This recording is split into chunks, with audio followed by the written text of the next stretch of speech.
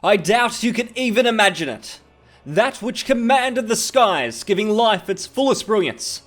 The Elden Ring. Shattered by someone or something. Don't tell me you don't see it. Look up at the sky. It burns. And that's about all we know about the Elden Ring, so thanks for coming, and yeah. But no, it's fun to speculate, so we're gonna crack on, because the Elden Ring, I think it has the potential to be the greatest game of all time. Hi, it's Elden here. The Elden Ring, so it's been in development for about 3 and a bit years now, I believe. It was after the Dark Souls 3 Ring City DLC that they started work on it. While we don't know anything, it's safe to say that this game is going to be some sort of absolute special piece of art, because Miyazaki, he has not put a foot wrong. From Software have been on an absolute roll for quite some time. We look at where they started out. We had Demon Souls, 2009 I think it was, and to have had over a decade of classic games, incredible. It hasn't been matched, I would say, for a pretty long time if we're setting the bar that high.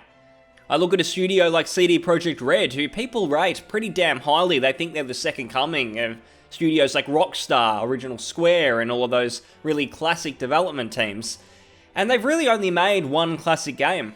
I personally enjoy The Witcher and The Witcher 2, but I don't think many people put them on the same level as many other games, and certainly nowhere near Witcher 3. So the fact that people hold them in such high regard for one game, they expect Cyberpunk to be a masterpiece no matter what, based on this one title, is interesting, because to me, it's undoubtedly From Software who are the pioneers at the moment when it comes to great games.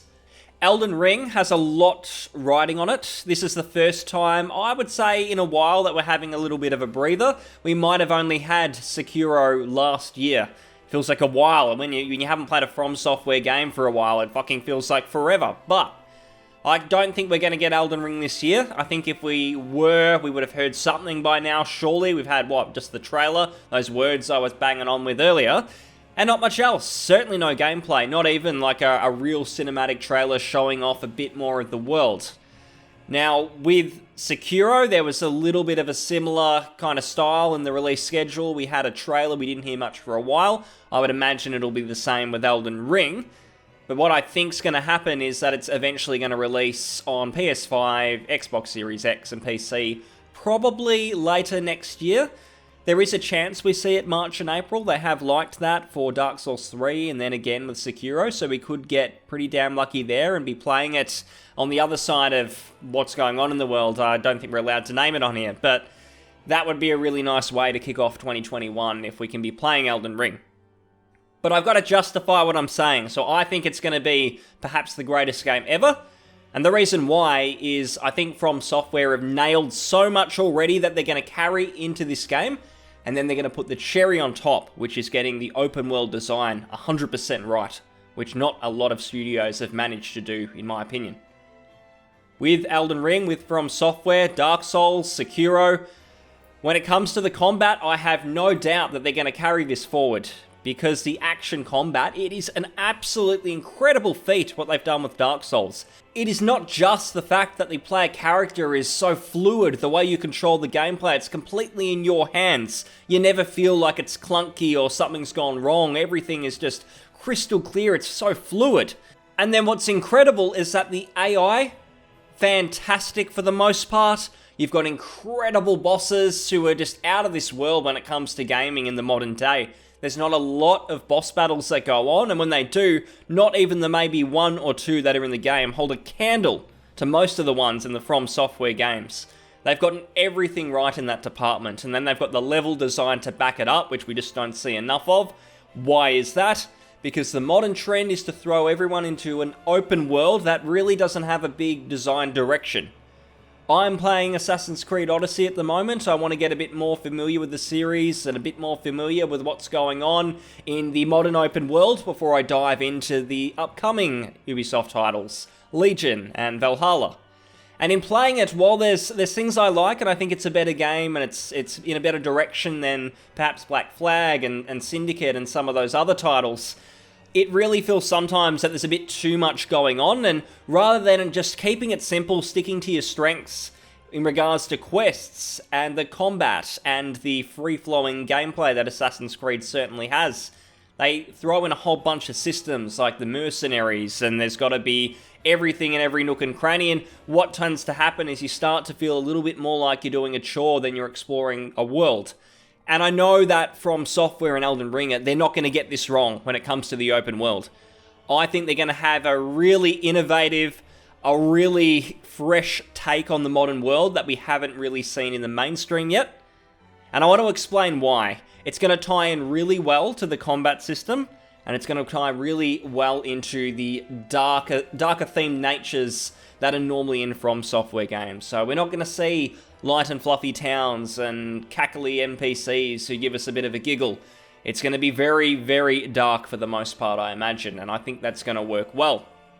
To give some evidence to this PC Gamer article that I've been having a good look through, something that they actually say throughout. Despite being open world, Elden Ring is still a From Software game. So they're not going to have villagers bustling with NPCs. It's not going to be like The Witcher 3. It's going to stay true to what they're doing. And where it got interesting to me is where Miyazaki also calls out some of the environments we may find in Elden Ring's big open field. Among those areas, you may find intricately designed, multi-layered castles and such. So it's really awesome to know that throughout this field and this world we're exploring, we're still going to have the hand-designed, really beautiful hand-placed levels on top of that, I would say. So we might find an awesome castle around the corner somewhere, and when we enter it, we're going to get a traditional Dark Souls-themed area. So that's where we're going to get to really explore. We're going to see From Software probably at their very best. And that's going to be really awesome to know that we're not just going through levels one after the other. Yep, I've finished this area, I've killed the boss, let's get on to the next one.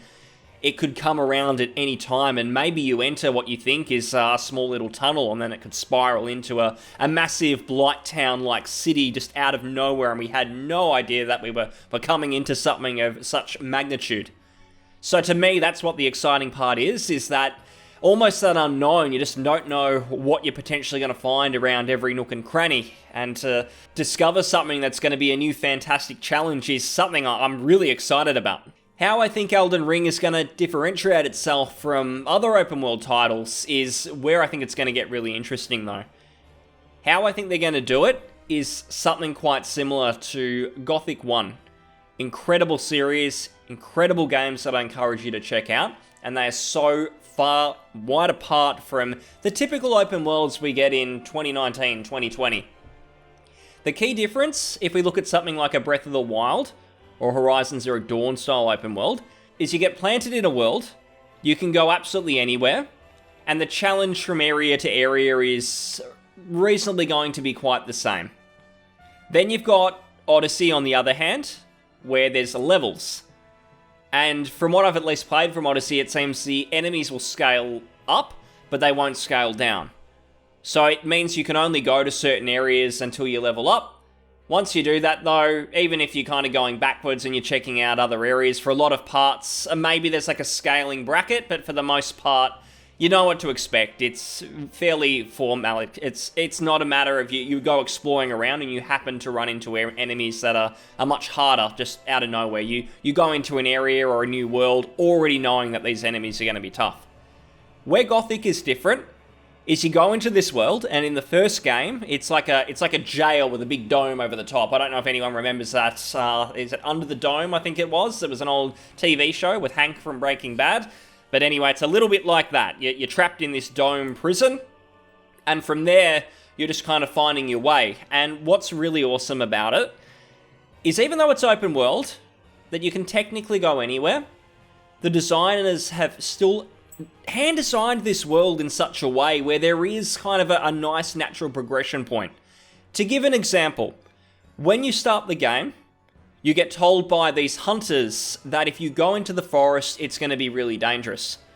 Now, if someone told me that in Breath of the Wild or Horizon or one of those sorts of games, I'd think, I'll just go in there and just do the same button combinations, I'll just spam R1 or whatever it is, and I'll probably get through it. But the enemies in that forest are actually extremely dangerous. If you go in there, you'll likely get one or two shot by them. And only an extremely advanced player is going to be able to tackle those enemies on their first try.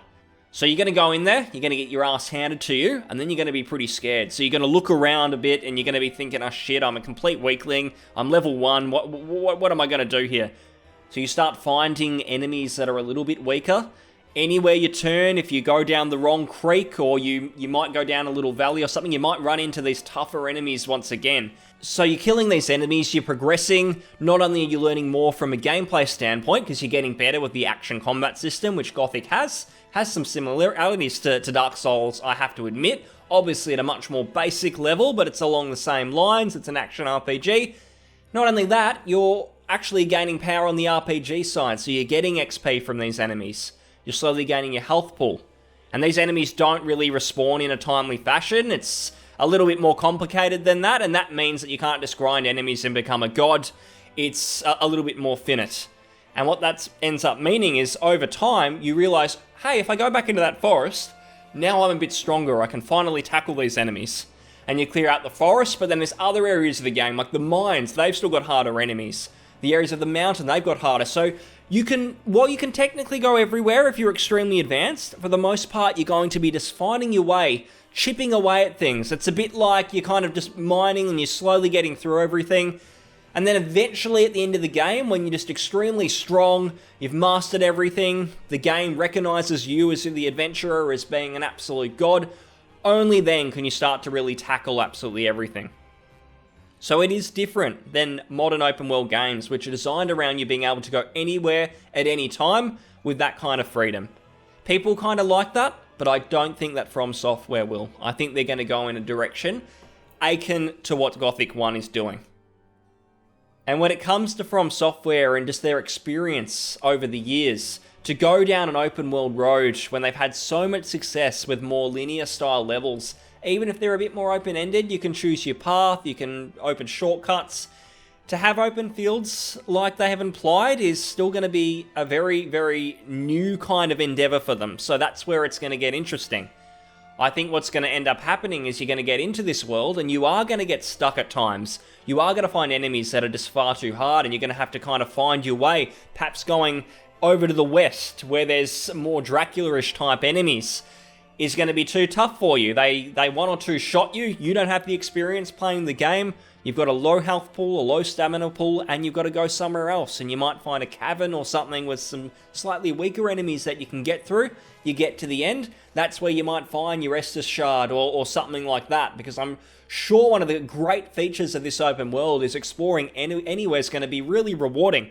There's going to be different items that update your stamina, there's going to be items that update your health pool, which I think a game like Breath of the Wild was missing, because they tied everything and hid it all away in the shrines, which weren't really, I wouldn't say that they were really benefiting the actual open world exploration so much. It just kind of became find the shrine, which I think that From Software are going to do a lot better, because rather than just entering a shrine, doing a one-off puzzle, you don't know what you're going to find. You might find a sprawling castle, as Miyazaki implied, or you might find something a little bit smaller, maybe a one-off combat challenge, but it's going to be varied, and I think that variance is what's going to be really, really key.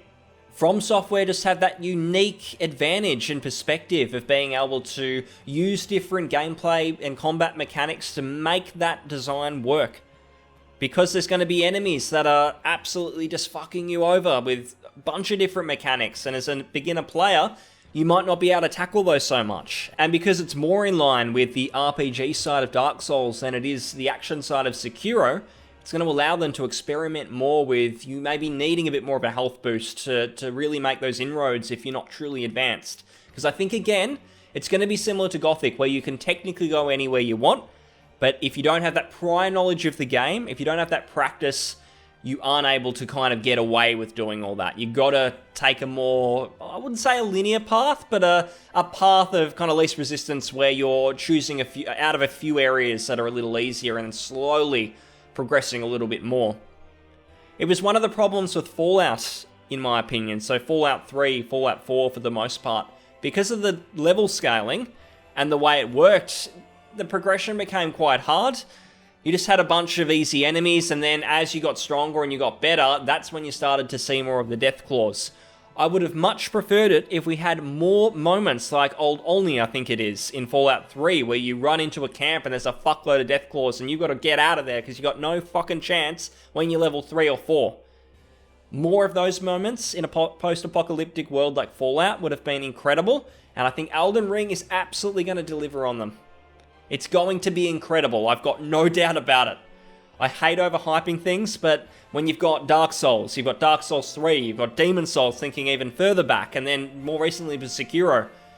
When Dark Souls 2 is the worst you've done, man, it gets me fucking pumped. And when that comes out, I cannot wait to play it day one and really dive into it.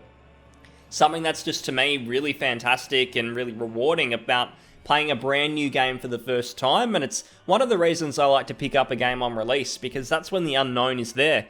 You don't know what you're getting. Could you be getting an absolute pile of shit, or could you be getting the greatest thing ever that people are going to be talking about for generations to come, and you're there when it comes out, getting to enjoy it for the first time with everyone else around you.